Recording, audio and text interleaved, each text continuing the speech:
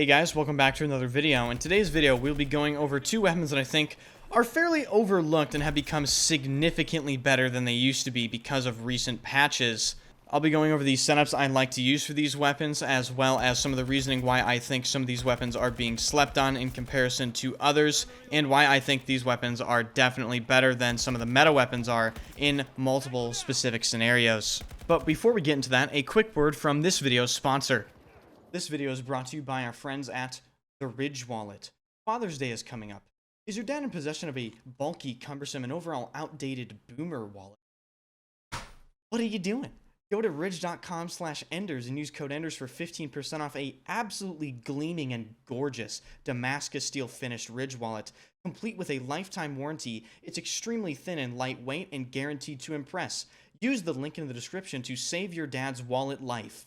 And I hope you enjoy the video. Ah yes, Ridge Wallet, an absolute classic. So the weapons I'm referring to that in my opinion have gotten a lot better are actually the SCAR, which is less of a surprise, and the DM7. The DM7 might be a little bit of a surprise for you guys. I have recently started using this weapon after they apparently reduced the horizontal recoil in patch 4.0, and I have to say, they didn't just reduce the horizontal recoil on the DM7. I don't think there is any horizontal recoil anymore. If there is, it's very, very little. Now, the reason I think these two weapons are so good in Battlefield 2042 right now is because the average distance you fight someone at in Battlefield 2042 is actually deceivingly long range.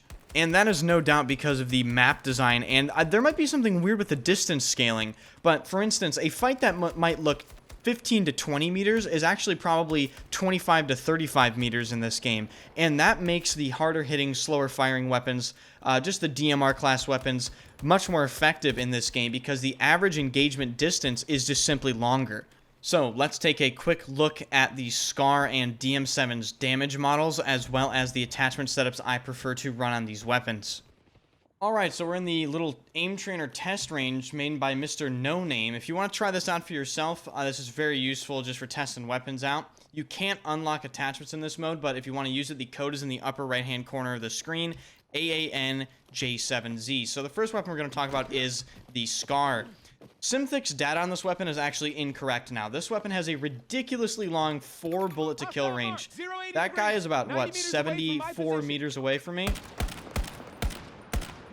Oh, cool, the game's not registering bullets. But, I mean, see, I hit that guy 4 times, and he's like, what, 70 meters away? I believe the damage drop-off, it goes to about a 5 bullet to kill at 75 meters, but anything below 75 meters is a 4 bullet to kill, which is absolutely crazy. So, Simthic's data on this weapon is actually wrong. The attachments that I'm using right now are obviously the red dot. You can use whatever sight you want. That's personal preference. This weapon cannot have a grip, but this is why this weapon is one of the most versatile weapons in the entire game. You can have a grenade launcher. You can obviously choose between, you know, high explosive, smoke, incendiary. I believe you can have some anti-vehicle if you want as well. So not only does the SCAR have a crazy 4 bullet kill range, if you hit a headshot in a gunfight with this weapon, they're basically dead. I mean, the damage this thing pulls out now is absolutely nuts. And with the attachment changes, the tactical compensator obviously increases weapon accuracy and has a slight reduction in recoil control. The recoil on the SCAR, I would say, is actually really, really tame. There's really not much going on here. It's very, very accurate with the tactical compensator, and the recoil is not bad. And as far as the ammo type you want to use, you're going to want to use the heavy ammo drum magazine, which is unfortunately a pretty high kill attachment, but obviously you can just farm bots for attachments and skins or whatever you want. So you don't want to go through the hassle of killing actual players to unlock it. You can just do that. Now we're going to go on to the DM7. Alright, now moving on to the DM7. I'm going to be honest, I did not use the DM7 pretty much at all before patch 4.0. And for whatever reason, people were telling me to use it because they thought that this weapon is actually quite good after the recoil changes. And I have to say, it is quite good after the recoil changes. Now, there is kind of a pecking order in ammo that the ammo is really the most important attachments for this gun because it is pretty finicky. So what I like to run is standard issue just because it's a nice balance between damage and number of rounds. the number of rounds is really going to be the killer on this weapon. You only have 16, and at Battlefield 2042 is kind of a spammy game, so you're going to have to be really, really accurate with how you place your shots. Standard issue ammo within a certain distance will actually head body. So if you get a headshot, body shot, it will kill. But heavy ammo will guarantee a 3-shot across the map. Like I can stand all the way back here and I'll 3-shot one of these guys. And it will head body across the entire map. So I would say for general use case scenarios, always use standard issue.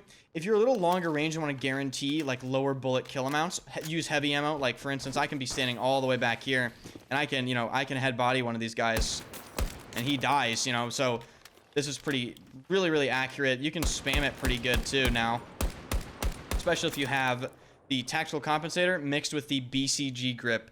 What the BCG grip and the tactical compensator do is together is basically just a flat accuracy buff for barely no downsides. Like there's really no downsides to any of these attachments that are worth worrying about, I'd say. There is, I guess, a noticeable-ish hipfire accuracy decrease, but it's a DM7. Like, you're not going to be running at people like this, or at least I certainly hope you wouldn't be. So, as far as the scopes, I love this 3 to 1.5 times scope, just because it gives you the versatility just to, swap quickly between. It's 2 scopes in 1. I use the red dot a ton. And another thing to note in this game, I actually crouch and shoot in this game way more than I ever crouch and shot in any other Battlefield game, and it's because it actually gives you a very noticeable accuracy increase. So don't be afraid to crouch and shoot in this game, especially if the people don't see you. In my clips, you'll actually see me sometimes, even with ARs, if I know that I can get away with it, I'm crouching and shooting just to make sure I'm hitting more shots. So that is what I like to run on the SCAR and DM7. And now we'll just get into some final thoughts and some more gameplay. Alright, so that is the SCAR and the DM7. I think both of those weapons are extremely potent, and maybe you guys have overlooked them and will use them now. If you enjoyed the video, hit the like button and subscribe to the channel. I'm trying to hit 25,000 subs. So if you enjoyed the video, enjoy the gameplay, the commentary, hit the subscribe button. Really, really appreciate it. I post regularly, and the link to my Twitch channel is in the description. I stream every single day at twitch.tv/enders. I also have a Discord if you want to join up. A lot of people have been joining up from the YouTube videos, and it's really cool to see, people really are active in general chat. So yeah, that's going to do it for this video, guys. Let me know in the comments section, what do you actually think about the DM7 and the SCAR? And once again, thank you to Ridge Wallet for sponsoring today's video. I'll see you guys in the next one.